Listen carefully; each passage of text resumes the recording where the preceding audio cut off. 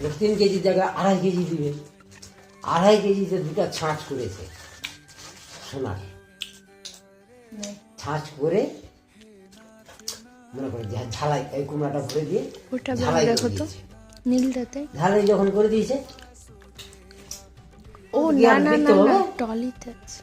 তো বলছে স্বর্ণকার, বলছে কি কুমড়া তৈরি হয়ে গেছে? বলছে হ্যাঁ। তো ওজন করো। বলছে আপনি ওজন করেন। আমি কোথায় ওজন করবো, আপনি ওজন করেন। তো বলছে ওজনে তো আপনি 6.5 কেজি হলো। বলছে পুরাতন সোনা তো 1/2 কেজি ঘাটতি গিয়েছে। 1/2 কেজি ঘাটতি গেছে।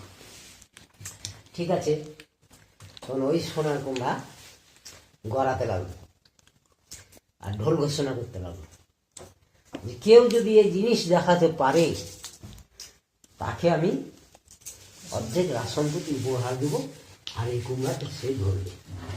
আর যদি না দেখাতে পারে, তার হাতে পায়ে শৃঙ্খলিত করে কারাগারে রুদ্ধ করে তার পক্ষে 80 গুণের পাথর চাপাতে হবে। এইভাবে চেনাটাকে গোবর কুড়িয়ে বেড়ায় গরিব মানুষ। ওর কি মনে গেল কুমড়াটা যে ফট করে ধরল,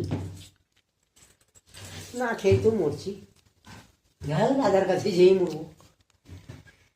তখন ওখানে ধরলো, ধরার পর বলছে তুমি কুমড়া ধরেছ?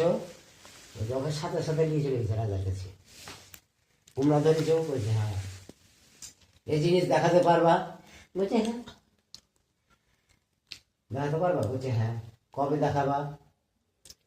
বলছে কবে দেখাবো তা বলতে পারবো না, কিন্তু মোটামুটি আপনার কাছে আমি 1 মাস টাইম নিলাম। 1 মাসের মধ্যে যদি দেখাতে পারলাম পারলাম, না পারলে আবার, কিন্তু দেখাবো আপনাকে। ঠিক আছে।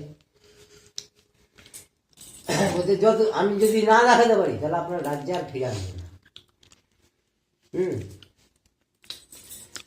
দিয়ে তখন চলে গেল, হেঁটে চলে যায় চলে যায় চলে যায় চলে যায়, গভীর জঙ্গলের মধ্যে যে বসে আছে। গভীর জঙ্গলের মধ্যে বসে আছে। তো ওই গাছে কিন্তু একটা সুখ শালিকের বাসা আছে, যে গাছের গোড়ায় বসেছে। তো অজগর সাপ এইভাবে বেড় দিয়ে উঠে কিন্তু সেই পাখির গোলাকে খায়, পাখির ছানাগুলা। কিন্তু সুখ শালিককে পায় না, বাচ্চা পায় না। তখন হচ্ছে